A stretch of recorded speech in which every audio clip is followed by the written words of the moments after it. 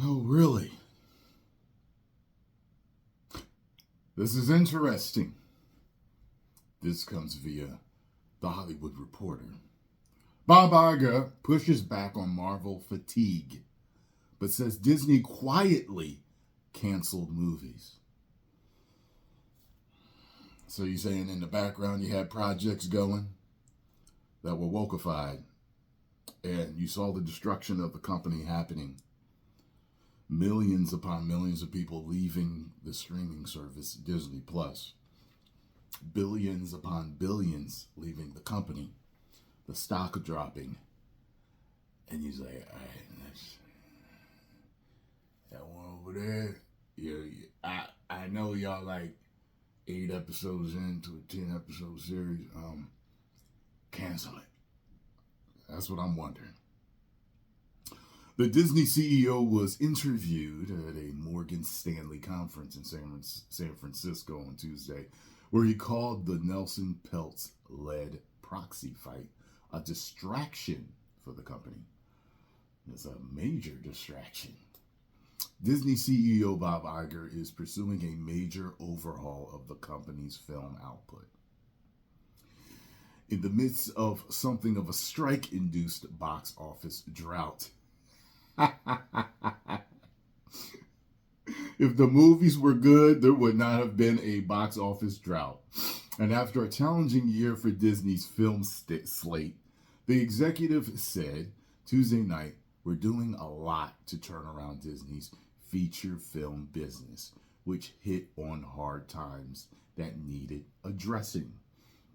Please make sure you're changing everything. Your series, your movies, and anything else you're involved in too. Iger, speaking at a conference hosted by Morgan Stanley in San Francisco on Tuesday, was pressed about what he is doing to turn the film business around. You have to kill things you no longer believe in, and that's not easy in this business. So, y'all really believed in all of that stuff that you were pushing? There's no way you could have, because it wasn't working. Everything was failing. Everything that was wokeified, woked up, if you will, was failing. Except for like Barbie. I'm trying to think of something else. I'm trying to think of something that came out was wokeified. It was like, oh, it was a huge hit. Maybe there was something. There may have been something. Because either you've gotten started, you have some sunk costs, or it's a relationship with either your employees or with the creative community, Iger said. It's not an easy thing, but you got to make those tough calls. We've actually made those tough calls. We've not been that public about it, but we've killed a few projects already that we just didn't feel were strong enough. Well, if that's true, I commend you, and I hope you continue to stop making stuff that doesn't work.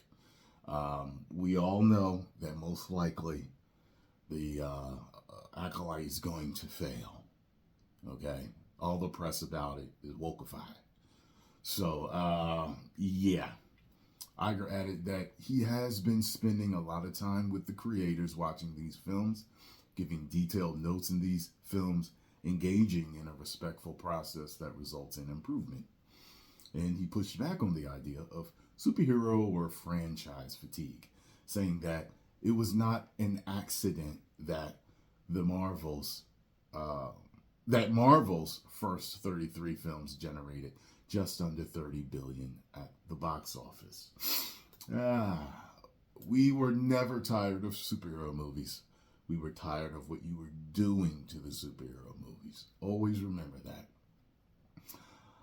A lot of people think in audience, it's audience fatigue. It's not audience fatigue. They want great films. Oh, okay.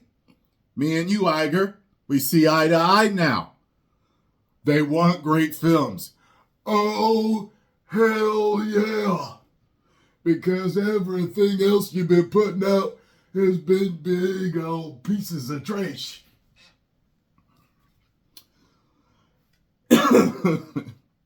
And if you build it great, they will come. And there are countless examples of that. You damn right, Iger. You damn right. Some are ours, and some I can't even talk. I'm excited. Finally, I hope he puts rubber to the road with this. And some were others. Oppenheimer is a perfect example of that. Just a fantastic film, Iger says. Focus is really important. We reduced the output of Marvel, both number of films they make and number of TV shows, which you shouldn't have. You should have just changed what you were writing into those series. See, because I'm going to tell you something. I know Disney watches. If you look at things that are good, people can't get enough of it. People can't get enough of it as long as it's good. Okay? That's it. You look at Netflix, how many people binge watch their series and just want more and more and more. They're like addicts for great entertainment. I've been there. Me and my girlfriend, Scalo, watch shows every day on Netflix. We would binge them if we had the time, but we don't. We're both busy adults. So we watch what we can, but we always, and I mean this, always are looking for more great entertainment. That's all it has to be. You look at some of the greatest TV shows out there, okay? And yes, they go up and down in popularity, but as long as they are fundamentally sound and stay relatively good, they stay good. And people are entertained. It's above average entertainment. I think even people accept average entertainment. What they won't accept is below average.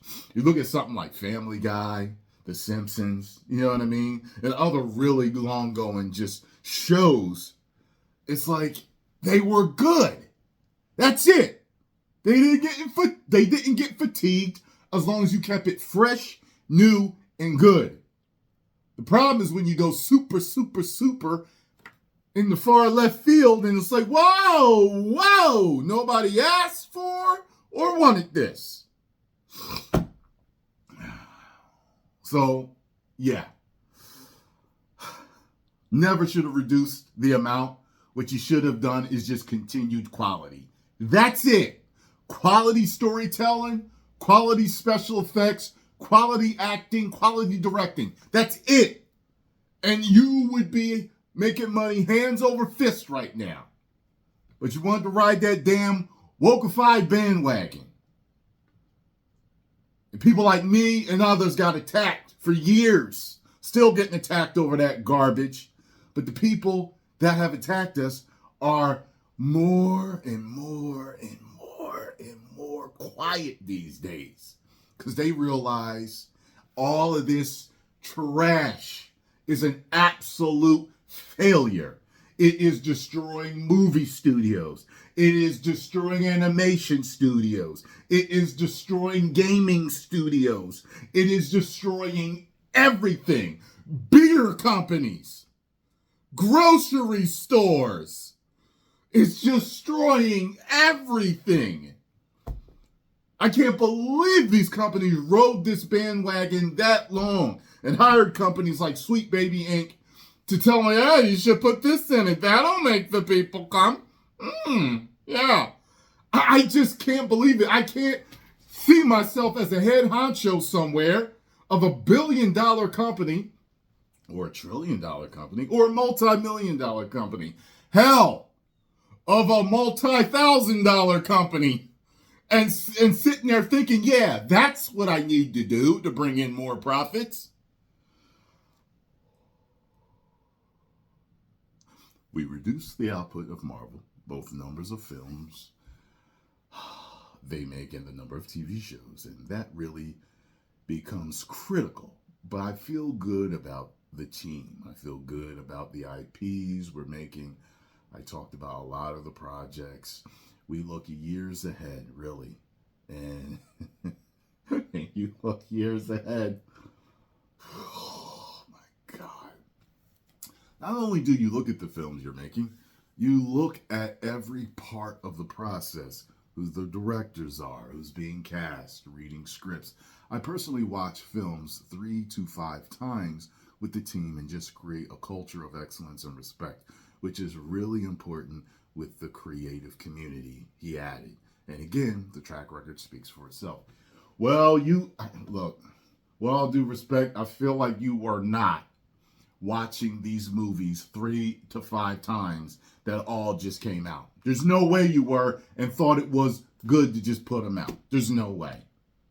On a related note, Iger also touted Disney's 2024 film slate, calling the upcoming Kingdom of the Planet of the Apes one of the better films in the franchise, and the upcoming Inside Out and Moana sequels, and also the big Marvel release of the year, Deadpool and Wolverine, which Iger predicted will be one of the more successful Marvel movies we've had in a long time. You know what?